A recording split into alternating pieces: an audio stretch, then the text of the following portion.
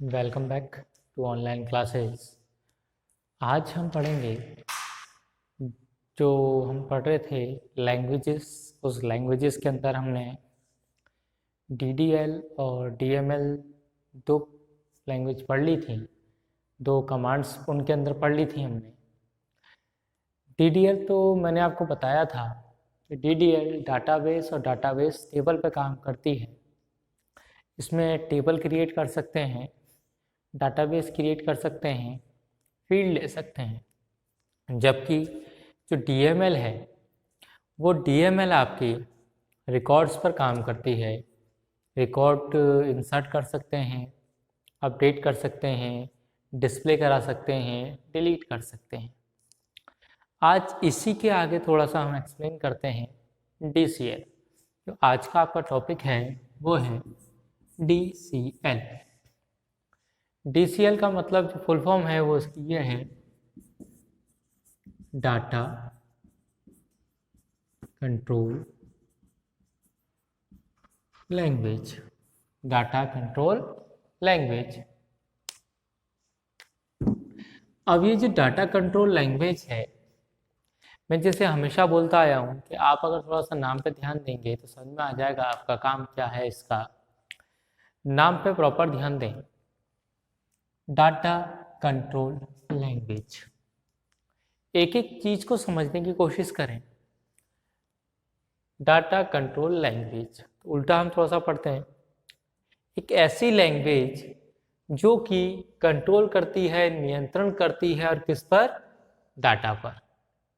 तो DCL क्या हो गया? एक ऐसी लैंग्वेज है जो कि डाटा पर कंट्रोल करती है। जो हमने DDL और DML पढ़े थे, उन सभी की जितनी भी कमांड थी उन सबको कंट्रोल करने का काम किसका है?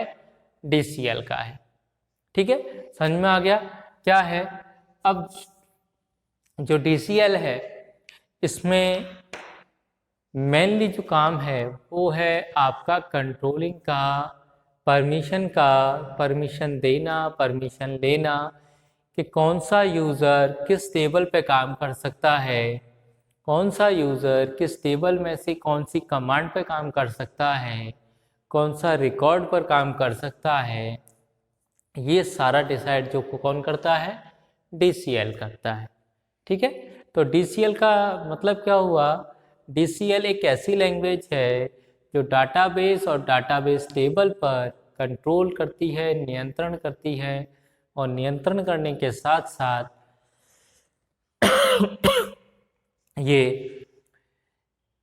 यूज़र को परमिशन भी देती है कि कौन सा यूज़र कौन सी टेबल में से कौन सी कमांड के द्वारा कौन से रिकॉर्ड को एक्सेस कर सकता है, इंसर्ट कर सकता है, डिलीट कर सकता है, सेलेक्ट कर सकता है, अपडेट कर सकता है।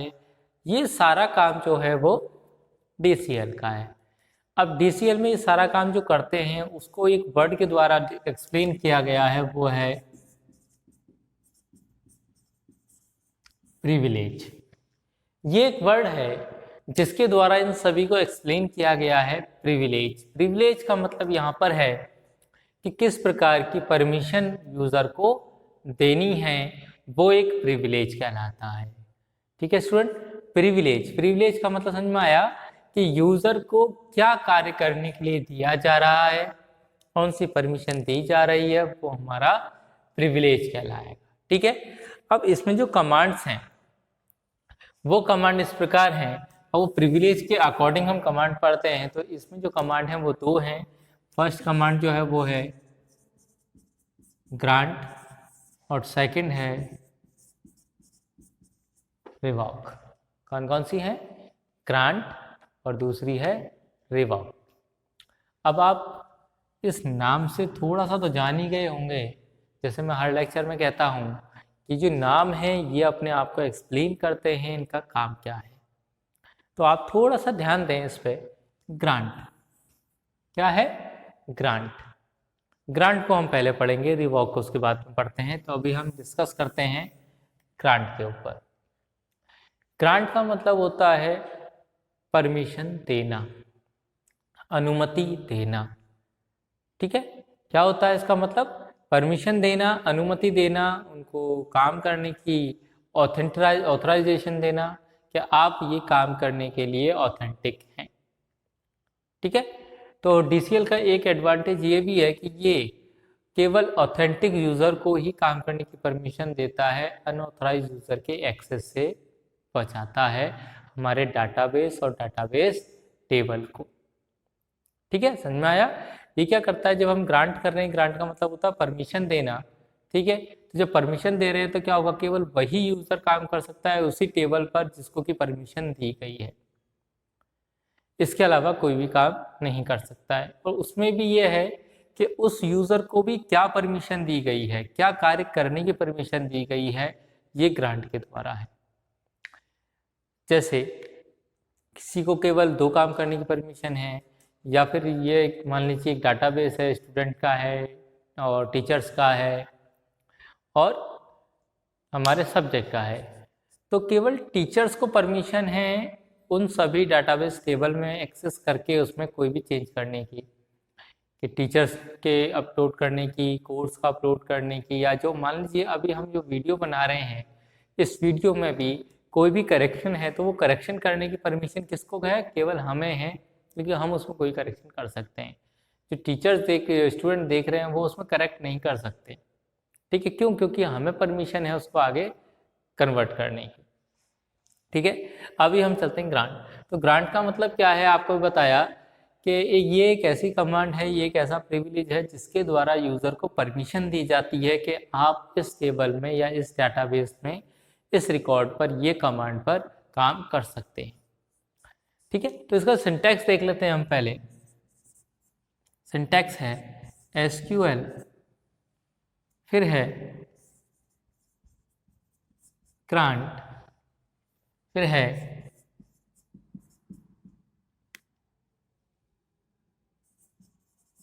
Privilege list on table name to user name. ये इसका सिंटैक्स है। SQL, ये हमारा SQL सर्वर है। ग्रांट, आप परमिशन दे रहे हैं। प्रिविलेज लिस्ट, यहाँ पे प्रिविलेज लिस्ट को आप कमांड भी कह सकते हैं,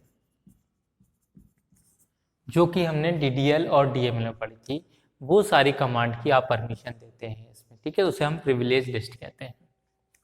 on table name, table name मतलब किस टेबल पर, किस टेबल पे आप करने की परमिशन दे रहे हैं। टू यूजर नेम, उस यूजर को, उस यूजर का नाम जिसको आप परमिशन दे रहे हैं, उस टेबल का नाम जिसमें आप कोई भी चेंज करने की या इसको एक्सेस करने की परमिशन दे रहे हैं। और ये प्रिविलेज लिस्ट या कमांड का मतलब है वो कमांड सारी जो भी आप उनको एक्सेस करने की परमिशन दे रहे हो, जैसे सेलेक्ट है, इंसर्ट है, क्रिएट है, अपडेट है, डिलीट है, ये कौन सी परमिशन आप इनको दे रहे हैं। ठीक है, ये आप देख लें। एक छोटा सा एग्जांपल आप ले लेते हैं। एग्जांपल SQL ग्रांट, अब जैसे मैं दे रहा हूं उसको इंसर्ट सेलेक्ट डिलीट, ये मैं परमिशन दे रहा हूं इसको, इंसर्ट सेलेक्ट और डिलीट।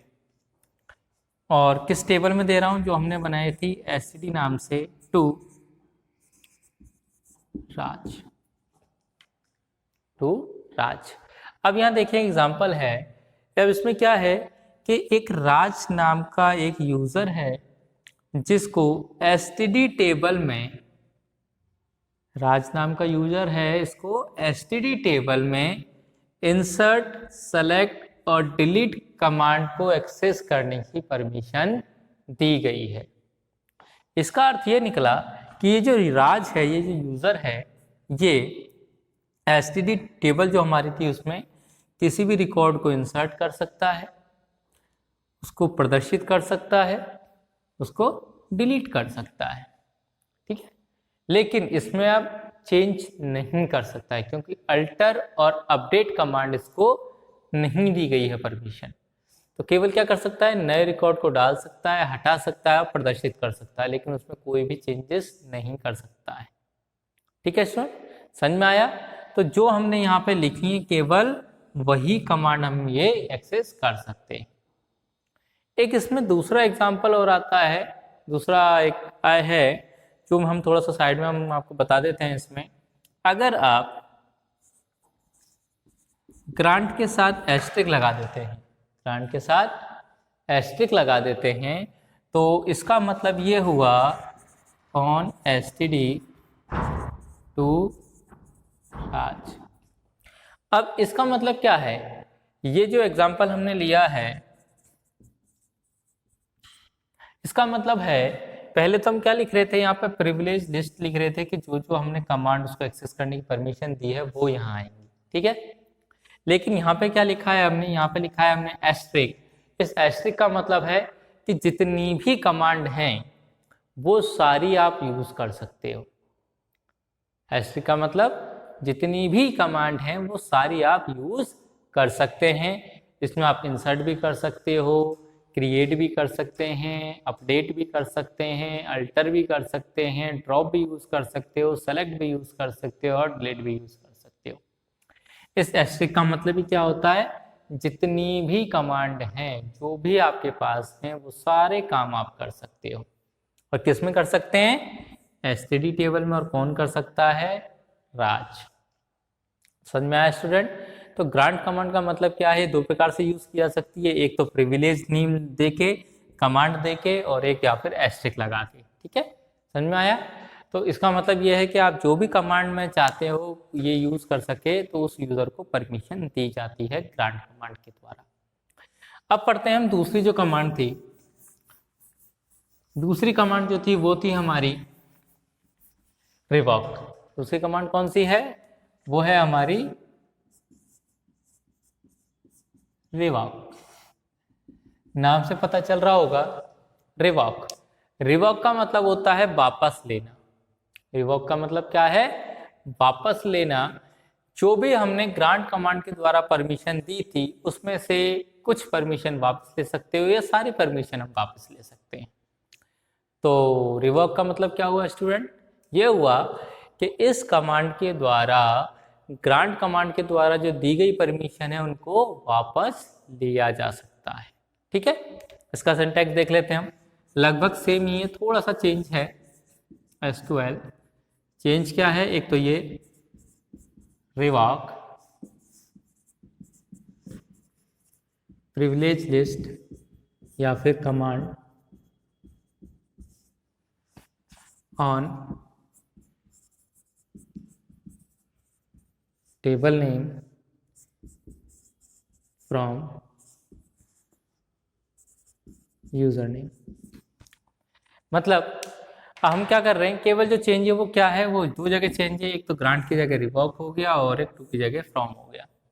क्योंकि टू का मतलब तो है देना, किसको दे रहे हो, और फ्रॉम मतलब किससे ले रहे हैं। ग्रांट मतलब देना परमिशन, रिवॉक मतलब लेना, सेम है, थोड़ा सा चेंज है। अब इसमें क्या है, सिंटैक्स समझें कि उस यूजर का नाम लिखना है जिससे परमिशन लेनी है सारी, उस टेबल में से उस टेबल का नाम लिखना है जिसमें से परमिशन लेनी है। प्रिविलेज कौन कौन सी परमिशन वापस लेनी है, उन कमांड्स के नाम लिखने हैं। ठीक है, तो यहाँ पर समझ में आया आपको।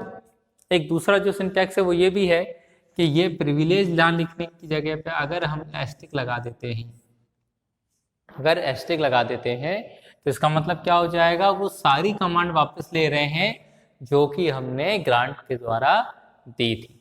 ठीक है, और अगर सारी ना लेके कुछ ले रहे हैं तो यहाँ पे हम क्या करते हैं, उस कमांड का नाम या प्रिविलेज का नाम लिख देते हैं। ठीक है, अब एग्जांपल देख लेते हैं। SQL revoke. अब हमने जो कमांड दी थी वो दी थी हमने इंसर्ट, सेलेक्ट और डिलीट। तो हम इससे अगर इंसर्ट वापस लेना चाहते हैं, इंसर्ट ऑन STD फ्रॉम राज। तो अब इसको देखें सिंटैक्स को, ये क्या कह रहा है कि राज से, ये जो राज है जिसको हमने परमिशन दी थी ग्रांट कमांड के द्वारा, कौन कौन सी दी थी, एक तो दी थी हमने इंसर्ट, एक दी थी सेलेक्ट और फिर दी थी डिलीट। तो ये जो 3 हमने परमिशन दी थी, इनमें से हम क्या ले रहे हैं, इंसर्ट वापस ले रहे हैं। यहाँ पर जो हमने लिखा है इंसर्ट, तो ये हम वापस ले रहे हैं।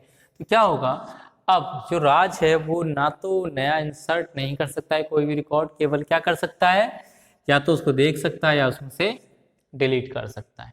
ठीक है, तो रिवॉक का मतलब क्या हुआ कि जो भी हम ये कमांड लिखेंगे वो हम उससे वापस ले रहे हैं, वो उसका काम नहीं कर सकता है। ठीक है, या दूसरा हमने अभी आपको बताया क्या है, ये सेकंड एग्जांपल है, revoke asterisk on STD from Raj. इसका मतलब क्या हुआ कि अब जो राज को सारी कमांड दी थी हमने एक्सेस करने के लिए, वो इंसर्ट भी कर सकता था, क्रिएट भी कर सकता था, डिलीट भी कर सकता था, अपडेट भी कर सकता था, तो वो अब इसके माध्यम से हम क्या कर रहे हैं, वापस ले रहे हैं कि राज जो यूज़र था उसको जो भी परमिशन दी थी वो हम सारी की सारी वापस ले रहे हैं। अब राज उसमें कुछ भी काम नहीं कर सकता है। ठीक है स्टूडेंट, तो आज हमने पढ़ाया आपको DCL मतलब डाटा कंट्रोल लैंग्वेज, एक ऐसी लैंग्वेज जो कि कंट्रोल करने काम आती है। तो इसमें प्रिविलेज होते हैं और प्रिविलेज के अंदर जो कमांड थी वो थी हमारी ग्रांट और रिवॉक। ग्रांट के द्वारा हम परमिशन देते हैं यूज़र को किस टेबल में, वो सारा लिखा जाता है, और रिवॉक के द्वारा हम वो जो ग्रांट के द्वारा हमने परमिशन दी थी उसको वापस लिया जाता है। ठीक है स्टूडेंट, तो आज के लिए इतना ही। आज हमने DCL पढ़ा, आगे क्लास में हम थोड़ा और